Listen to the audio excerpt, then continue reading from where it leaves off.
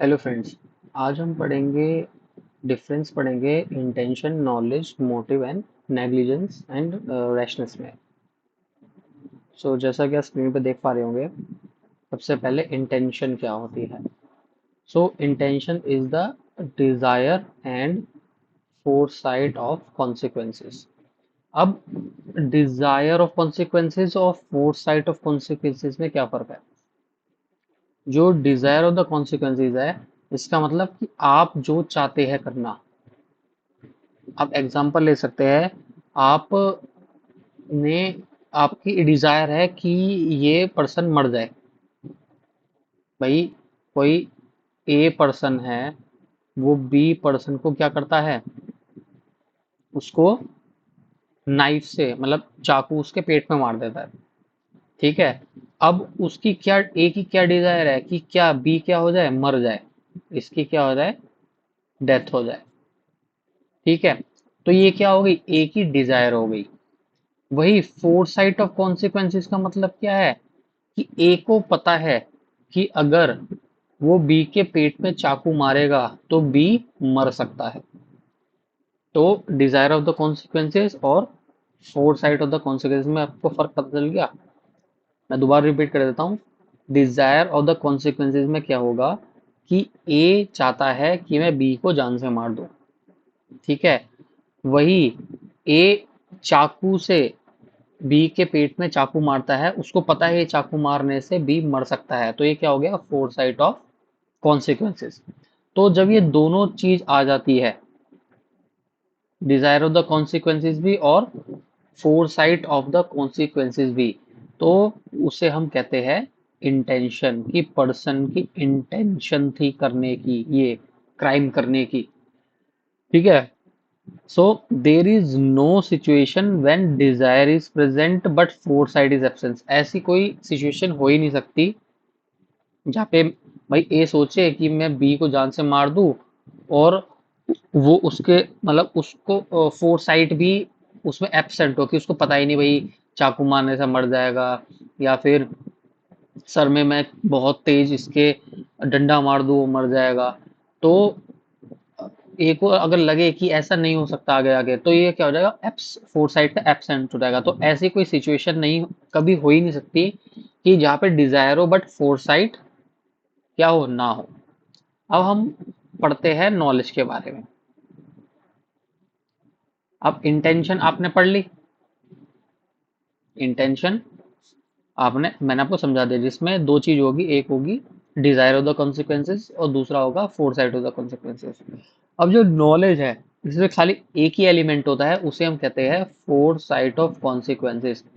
Foresight of consequences मतलब awareness, कि मैं अगर ये करूंगा इससे ये हो सकता है, चांसेस है कि वो मर जाए। तो ये क्या हो जाएगी, नॉलेज, अवेयरनेस हो जाएगी कि ए पर्सन है, वो उसकी वो नहीं चाहता कि बी की डेथ हो जाए।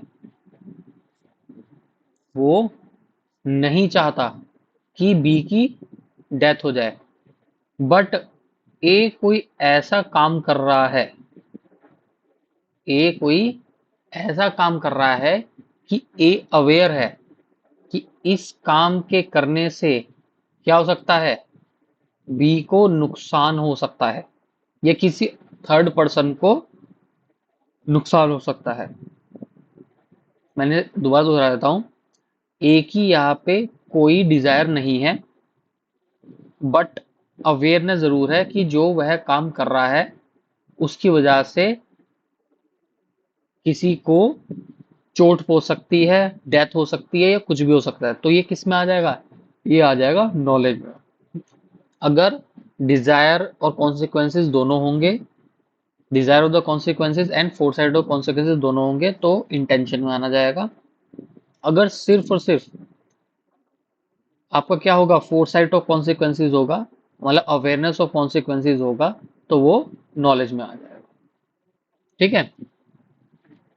In the knowledge, desire of consequences is missing, whereas knowledge is presumed in every sane person.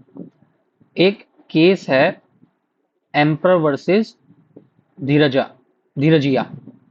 तो उसमें जो जज थे उन्होंने क्या बोला था कि some degree of knowledge attributed to every sane person, कि किसी भी सेन पर्सन में, मतलब जो सेन पर्सन क्या होता है अपनी डेफिनेशन में देख लेना, जो मेंटली डिस्टर्ब ना हो, मतलब परफेक्टली सोच सके क्या सही है क्या गलत है, उसे हम क्या बोलते हैं, सेन पर्सन बोलते हैं। कि इस केस में उन्होंने बताया था भाई कुछ, मतलब अगर कोई सेन पर्सन होगा तो उसको हमेशा डिग्री ऑफ नॉलेज रहेगा, उसमें रहेगा ही रहेगा कि उसको पता हो कि उसके करने से सही भी हो सकता है और गलत भी हो सकता है। ऐसा कोई सेन पर्सन नहीं है जिसको ना पता हो कि ये काम करने से सही होगा या गलत होगा। नेक्स्ट केस आता है Vasudev versus state of PEPSU. इसमें क्या बोला गया था, knowledge is awareness of consequences of act, intention and knowledge both parts of mens rea. ठीक है, जहां पे इंटेंशन और नॉलेज दोनों हो, तो ये मेंसिया के दोनों पार्ट है। If offence is committed with intention और knowledge, a person will be convicted. अगर पर्सन की इंटेंशन हो करने की या फिर पर्सन को नॉलेज हो, तो यहाँ पे मेंसरिया प्रूफ हो जाएगा और उस पर्सन को हम कन्विक्ट कर सकते हैं। अब डिफरेंस पढ़ते हैं कि ऐसा, मतलब मेनली तो अब जब दोनों में ही कन्विक्शन हो रही है तो इसमें फर्क क्या होगा इंटेंशन एंड नॉलेज में। देखिए इंटेंशन और नॉलेज में बस यही फर्क होता है कि जो इंटेंशन है उसमें जो पर्सन को कन्विक्शन मिलती है वो थोड़ी सीवियर मिलती है। वही अगर नॉलेज हो पर इंटेंशन ना हो पर्सन की, तो उसको जो पनिशमेंट है वो थोड़ी कम मिलती है।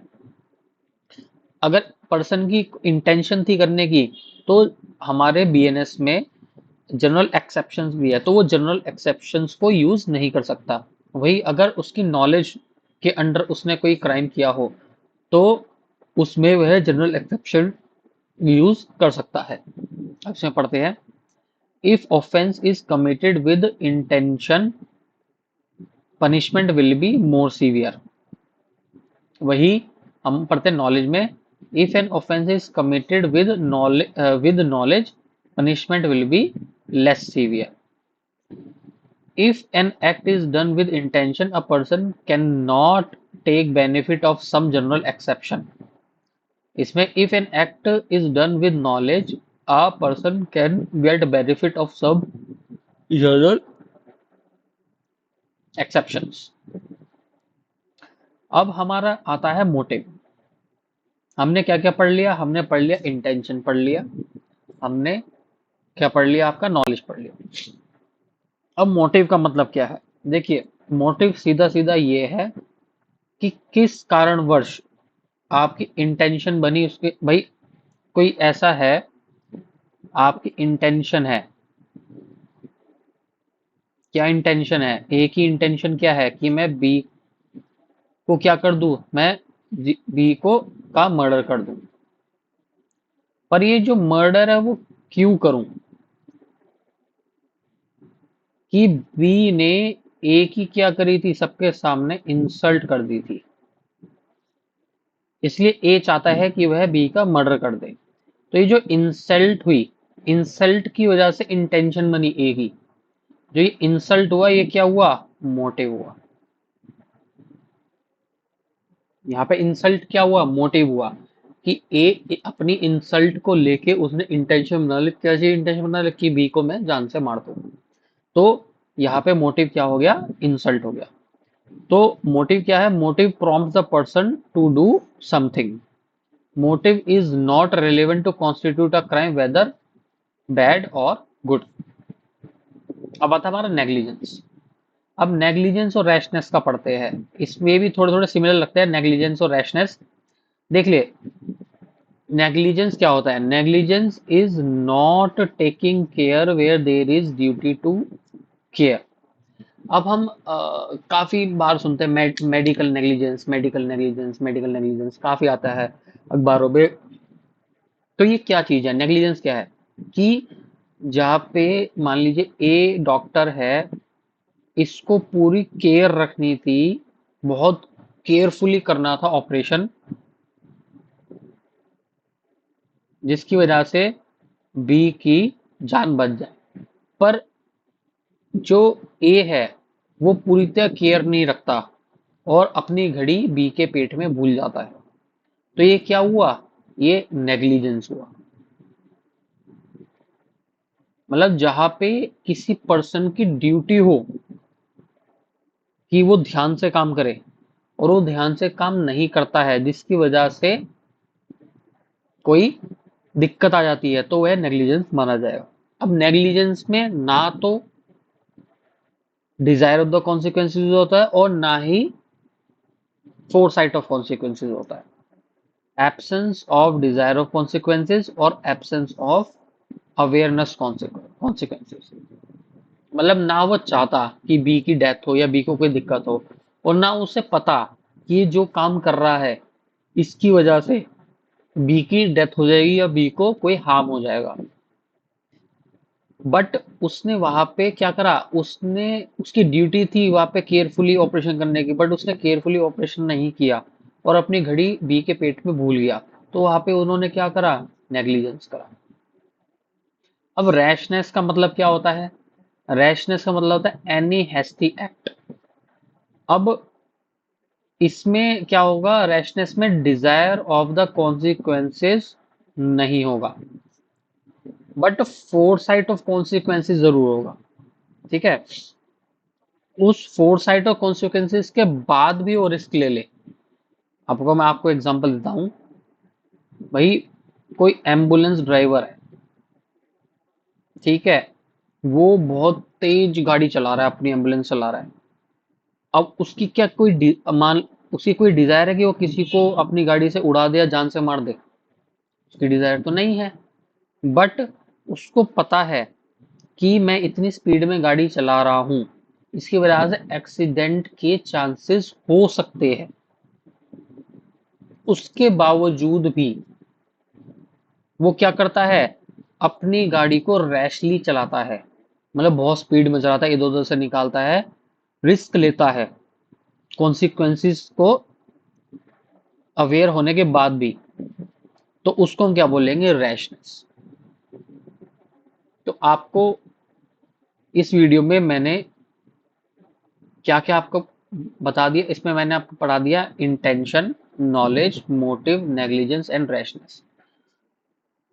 अब आप एक ये ट्रायंगल मान लीजिए। देखिए, सबसे नीचे होता है रैशनेस, फिर आता है आपका नेग्लिजेंस, फिर आता है आपका नॉलेज, और फिर आता है आपका intention. Rashness, negligence, knowledge and intention. अब जितना हम ऊपर जाएंगे उतनी ज्यादा कन्विक्शन बढ़ेगी। समझ रहे ना? तो इस वीडियो में इतना ही है, and thank you for watching my channel.